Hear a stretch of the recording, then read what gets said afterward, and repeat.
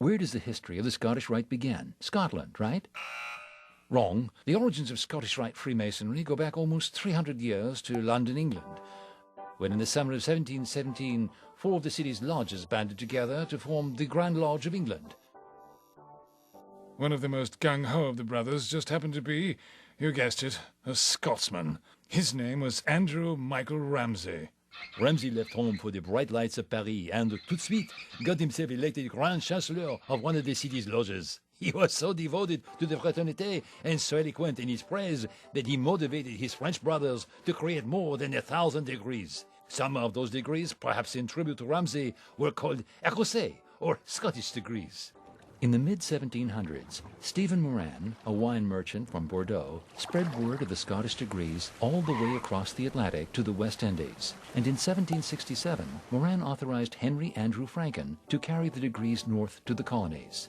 In 1801, Colonel John Mitchell joined with 10 other gentlemen to organize a Supreme Council in Charleston, South Carolina. Meanwhile, in New York City, a brother named Antoine Bedeau was going around conferring all kinds of degrees. One small problem: Bedeau didn't have the authority to confer any degrees, at least not in New York. Neither did a brother named Joseph Surnow, but that didn't stop him either. Colonel Mitchell was not amused. He ordered his subordinate, Emmanuel de la Mata, to sort things out. De la Mata decided in favor of Bedeau's group. It became the first Supreme Council for the Northern jurisdiction. Ever since then, the Rite has had both the Northern and a Southern jurisdiction. The Supreme Council for the Northern jurisdiction got off to a slow start. Very slow.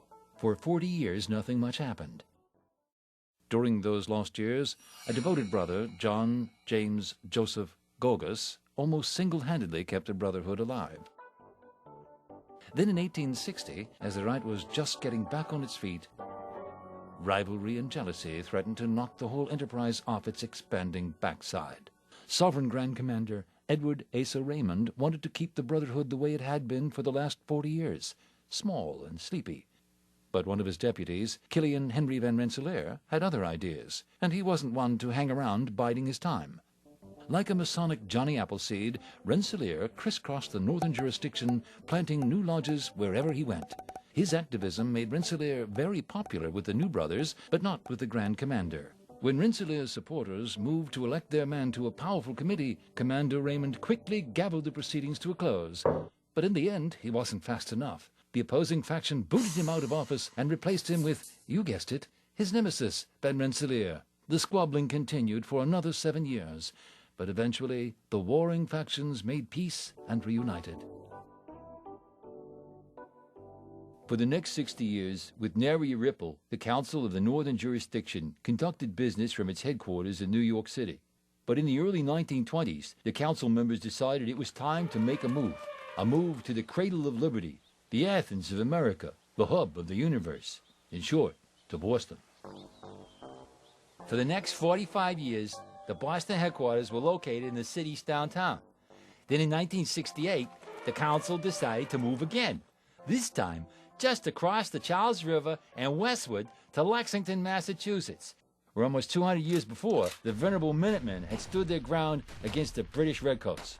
Only 8 years later, as part of its bicentennial celebration of the country's birth, the Scottish Rite opened the National Heritage Museum. It was a gift to the American people, a museum to open the minds of visitors to everything that makes Americans, well, American.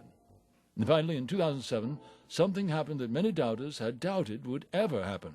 After more than 200 years, the northern and southern jurisdictions decided it was high time to hold their first joint session.